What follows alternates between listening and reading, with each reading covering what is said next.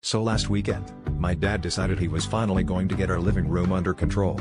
Not with cleaning, of course, but with technology, specifically, by buying a universal remote.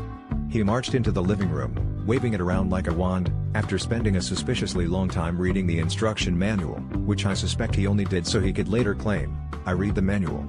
When things inevitably went wrong. The remote was supposed to control everything: the TV, the sound system, the lights, maybe even the neighbor's dog if we pushed the right button hard enough.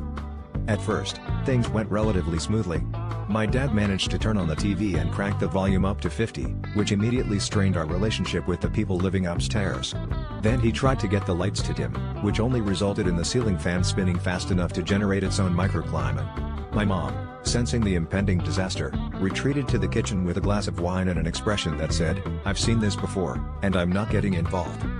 But then, Dad glanced over at me, sitting on the couch, mid-rant about how nobody ever puts the toilet paper roll on the right way, and got this glint in his eye.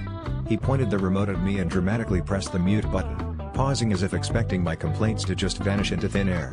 I stared back, unfazed, and continued my passionate tirade about the injustices of single-ply toilet paper.